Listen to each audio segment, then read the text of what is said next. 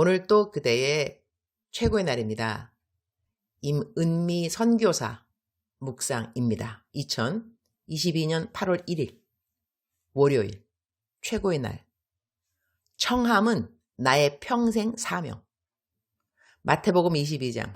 어제는 내가 몸이 3개였으면 좋겠다.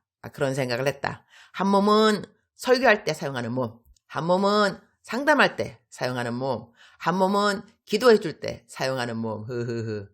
어제는 아침 9시 예배 마친 이후 11시 다음 예배 설교하기 전까지 기도받겠다는 많은 분들을 계속 기도해주고 11시 예배 마친 후 역시 기도받겠다는 분들 다 기도해주고 그리고 멘티들과 함께 식사하러 갔는데 멘토링 시간은 완전 찐하게 3시간은 하지 않았는가 한다.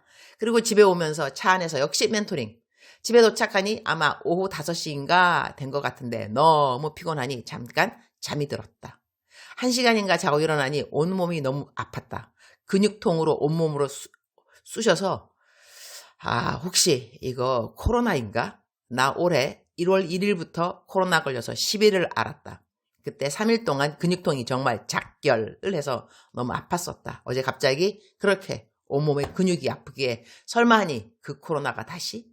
얼른 집에 있는 코로나 자가 진단 키트로 검사했더니 한 줄 즉슨 음성이라는 이야기. 감사.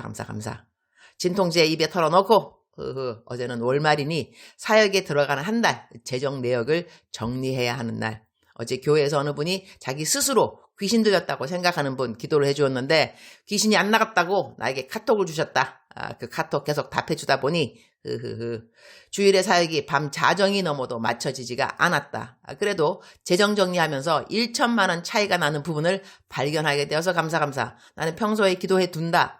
헌금 들어오는 내역이 정확한데 나가는 내역을 잘 기록 안 하면 그거의 내가 다 물어내야 하는지라 사역에 나간 재정들을 잘 기억하여 정확하게 기록하게 해주십사. 그러나 내가 쓴 재정 내역은 혹시 내가 잊어서 안 적더라도 들어온 헌금 내역을 안 적는 일은 없도록 그래야 손해가 나도 내가 나지 주님이 나는 거 아니니. 모든 것이 다 주님의 것이지만 그래도 기록은 기록이니. 여튼 어제 내가 보내는 곳을 정확하게 확인을 못해서 1천만 원 차이가 나는 것을 찾게 되어서 감사. 내가 그냥 물기에는 좀 거한 금액이라서리. 주님이 나를 긍휼히 여겨주신 듯 마지막 순간에 헌금 내역 다른 곳으로 나간 것을 알게 되었으니.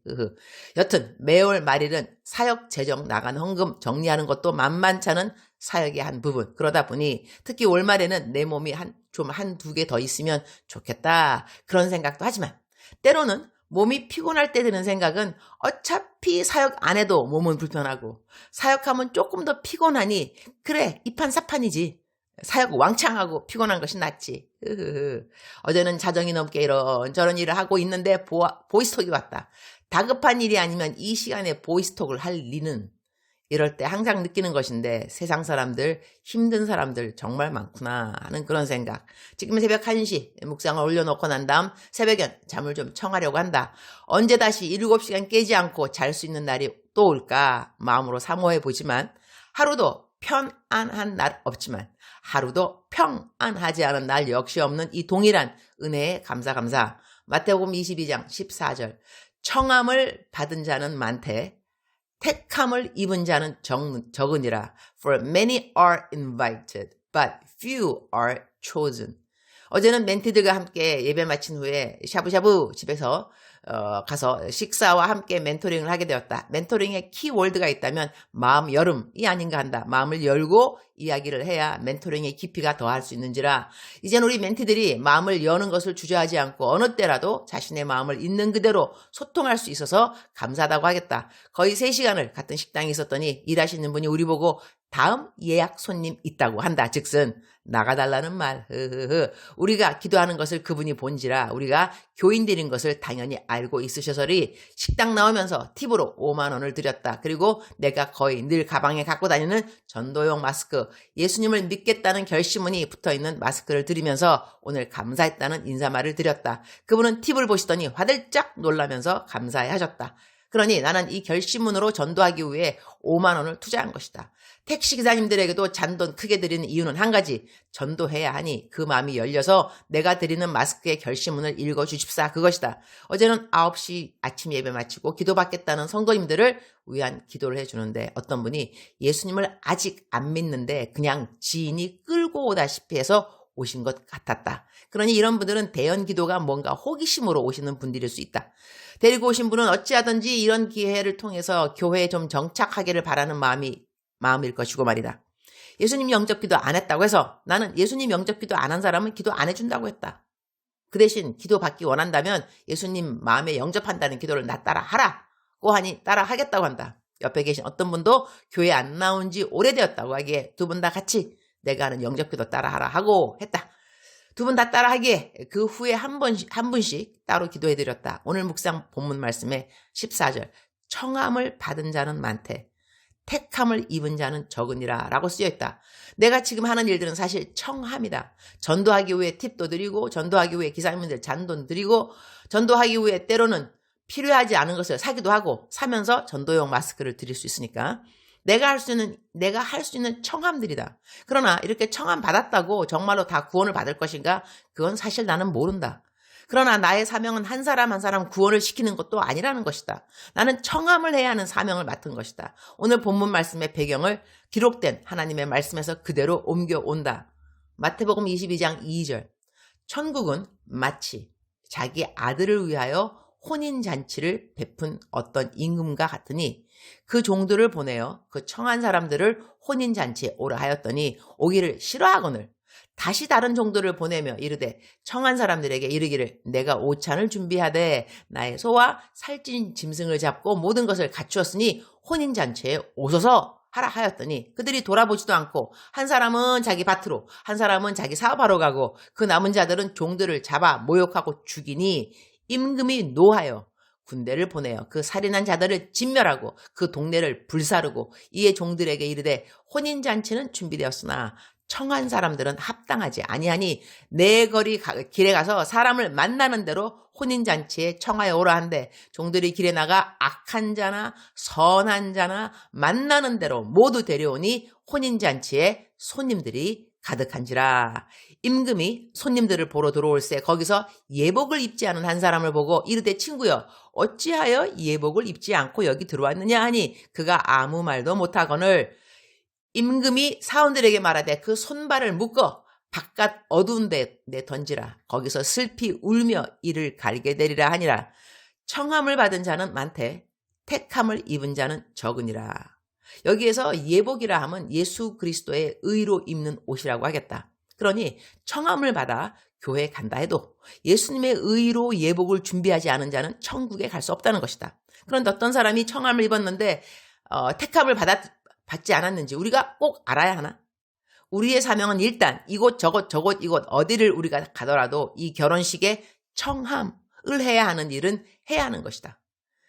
주님 오늘 또 최고의 날입니다. 어제는 참으로 기특한 11조를 받았습니다. 얼마 전 홍대 입구 띵크푸르트 카페에서 종업원 2명을 예수님 영접기도 시켰다고 했는데 그 묵상을 읽고 어느 분이 그 종업원들 한 사람에게 10만 원씩 주라고 20만 원을 보내왔습니다. 그래서 그 헌금을 2 종업원에게 주라고 카페 주인인 라헬 사모님에게 보냈더니 그 돈을 2 종업원이 받고 11조를 1만 원씩 그들이 했다는 것입니다.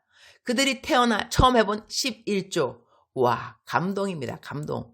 일단 청하긴 했는데 이들이 어떻게 택함 받은 자의 삶을 살아갈 것인지 저는 알지 못하나 그러나 라헬 사모님도 저도 그들을 결혼식에 청하는 일을 잘 감당할 수 있었던 시간을 감사드립니다. 오늘은 벌써 8월 1일이네요. 우와, 시간 정말 빨리 가요. 오늘 또 만남 사역이 있습니다. 만나는 모든 사람들과의 대화에서 우리 주님 빛이 되어 주옵소서. 주님 사랑합니다. 주님 감사합니다.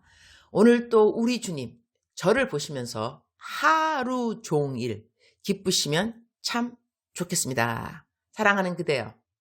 사랑하는 그대여. 출석 부르고 있습니다. 대답하셔야죠. 사랑하는 그대여. 지금 시간은 2시 46분 새벽입니다. 저는 이 시간까지 깨어 있습니다. 사랑하는 그대여를 부르려고 이 시간까지 깨어 있는 것이죠. 사랑하는 그대여. 사랑하는 그대여. 사랑하는 그대여.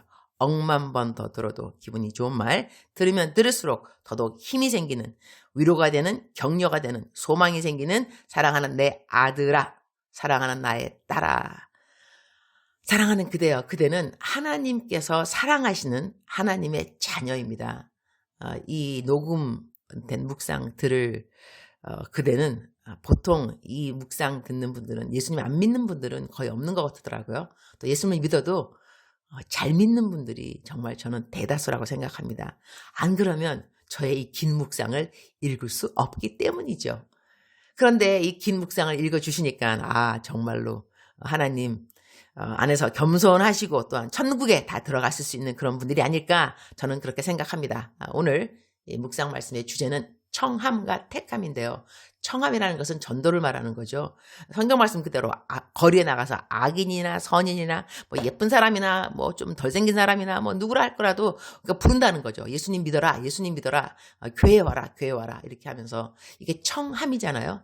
이 청함을 하면서 어느 사람이 정말 구원받을 것인가 그대는 아시는지요? 저도 잘 모르겠습니다. 그리고 어떤 사람은 열매를 보아할지니, 예수님 믿는다 그러는데도 열매를 보면 예수님 안 믿는 사람보다 더 못한 것 같기도 하고, 이럴 때 판단은 우리의 것은 아니라는 것입니다. 판단은 내가 하면서 너는 택감 받았구나, 너는 택감 못 받았네, 판단은 내가 할 것이 아니고요. 그러나 내가 해야 되는 것은 있다는 거죠.